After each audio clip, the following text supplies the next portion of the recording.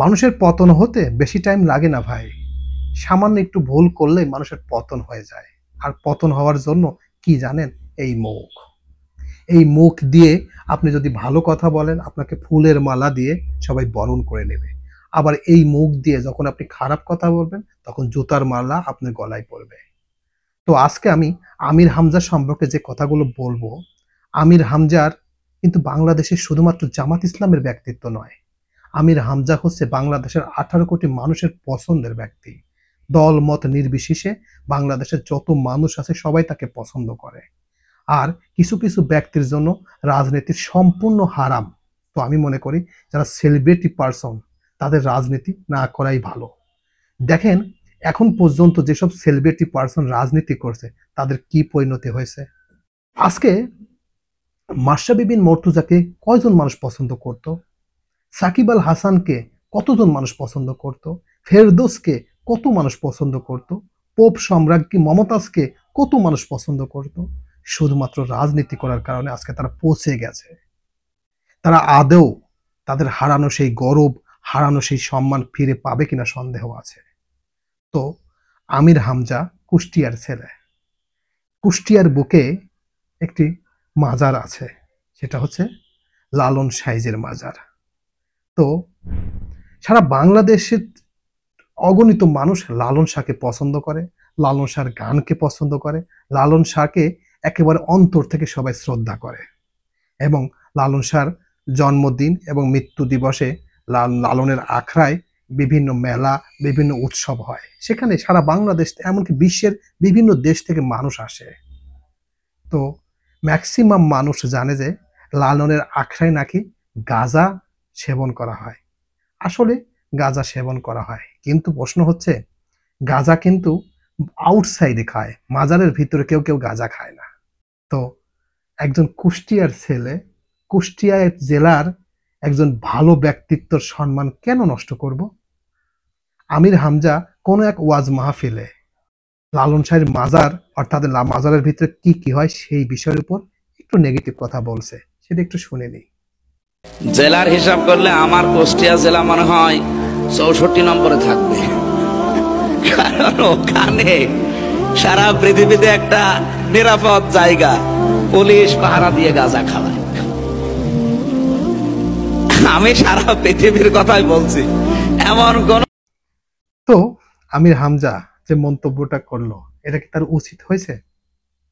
সে কিন্তু কুষ্টিয়ারই ছেলে, কুষ্টিয়ার একজন সাধক। সারা পৃথিবীর মানুষ তাকে সম্মান করে। তার অগণিত গান এখন পর্যন্ত বিশ্বের বিভিন্ন ইউনিভার্সিটির রিসার্চ চলছে। আর সেই ব্যক্তির মাজারে এইসব হয়। এইসব যে বলল, এটা কি আদৌ সঠিক কথা বলেছে? আমি মনে করি কখনো সঠিক কথা বলে নাই। ওই যে একটি কথা বলেছিলাম, এই মুখের কথায় ফুলের মালা, এই মুখের কথায় জুতা পেটা। তো আমির হামজার রাজনীতি করার কারণে সে ভাবছে যে আমি মনে হয় এই কথাগুলো বললে জনগণ আমাকে রিসিভ করবে। ভাই, কিছু কিছু কথা আছে মানুষ ঘেন্না করে, আবার কিছু কিছু কথা আছে মানুষ পছন্দ করে। তো কথা বলার সময় হাজারবার না, মিনিমাম কোটিবার ভেবে কথা বলতে হবে। বোঝেন না? হাসিনা শুধুমাত্র রাজাকারের বাদশাহ একটা কথা বলেছিল, আর এই কথা বলার কারণেই 17 বছরের সিংহাসন মাত্র 36 দিনে ফেনিশ। এমন ফেনিশ হয়েছে যে বাংলাদেশের সেই 300 জন এমপি, তারপরে যুবলীগ, ছাত্রলীগ, তারপর কৃষক লীগ, যত লীগ আছে প্রত্যেকটা লীগের হেভিওয়েট নেতারা সবাই পালাই গেছে। এমনকি মসজিদের ইমাম পর্যন্ত পালাই গেছে। কারণ কি শুনবেন? আওয়ামী লীগে কি সবাই পালাইছে? কেউ পালাই নাই। যারা অন্যায় করছে তারাই পালাইছে। আপনি যদি অন্যায় না করেন, আপনি কখনো পালাবেন না।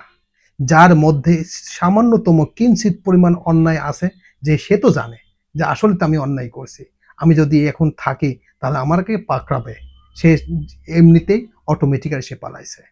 তো আমির হামজা শুধুমাত্র জামাতের প্রোডাক্ট না, আমির হামজা হচ্ছে বাংলাদেশের 16 কোটি মানুষের পছন্দের ব্যক্তিত্ব। আমি মনে করি কিছু কিছু ব্যক্তির জন্য রাজনীতি সম্পূর্ণ হারাম। সেটা আমির হামজা, মাস্টার বিপিন মর্তজা, সাকিব আল হাসান, এরকম যারা সেলিব্রিটি পার্সন আছে। যখন আপনি রাজনীতি করতে যাবেন তখনই আপনার শত্রু সৃষ্টি হবে, তখনই আপনার বিভিন্ন ধরনের সমস্যা সৃষ্টি হবে। কারণ ওই যে বললাম, রাজনীতি সবার জন্য না।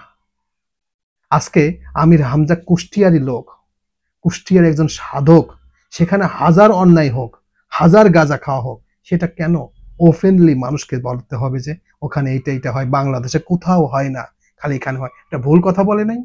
গাঁজা কি শাহজালালের মাজারে হয় না, খায় না? গাঁজা কি শাহ আলীর মাজারে খায় না? গাঁজা কি খানজাহান আলীর মাজারে খায় না? সব জায়গায় গাঁজা খায়, সব জায়গায় খাচ্ছে। এমনকি প্রত্যেকটা মহল্লায়, প্রতিটা গ্রামে, প্রতিটা থানায়, প্রতিটা জেলায় সবাই নেশাগ্রস্ত করে। কই তাদের নাম তো হয় না। আজকে কেন একজন ব্যক্তিকে, একটা ভালো ব্যক্তিত্ব, সে কি গাঁজা খায় কি আপনি কি দেখেছেন? দেখেন নাই তো। আর তার মাজারে এটা হয় ওটা হয় সেটা পাবলিকলি বলার কি দরকার? কি দরকার বলেন যে হ্যাঁ এইটা বলে আমার এইটুকু উপকার হয়েছে? আমি মনে করি আপনার ক্ষতি হয়েছে।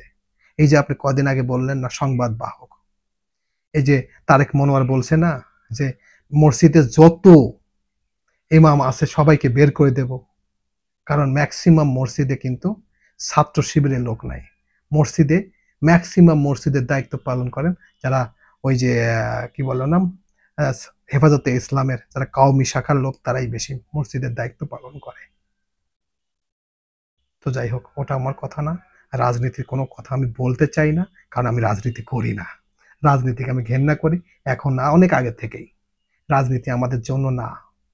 তো এই যে আমির হামজা আজকে শুধুমাত্র রাজনীতি করার কারণে আজকে পৌঁছে গেছে।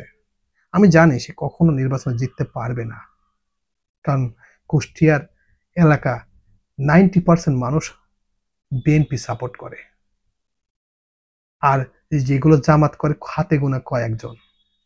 তো সারা বাংলাদেশে জামাতের যত সমর্থক আছে বলা চলে বিএনপি, আওয়ামী লীগ, জাতীয় পার্টি তার 3 গুণ বেশি। কারণ কি শুনবেন? ভালো মানুষ কখনো রাজনীতি করতে পারে না। যারা চোর, যারা বাটপার, যারা অহরহ মিথ্যা কথা বলতে পারে, তাদের জন্য রাজনীতি, ভালো মানুষের জন্য রাজনীতি না। তো আমির হামজা লালন সাইজের মাজার সম্পর্কে যে কথাগুলো বললো সম্পূর্ণ ভুল, আমি বিরোধিতা করছি। তো অনেক কথা বললাম, কিছু মনে করেন না। আসসালামু আলাইকুম।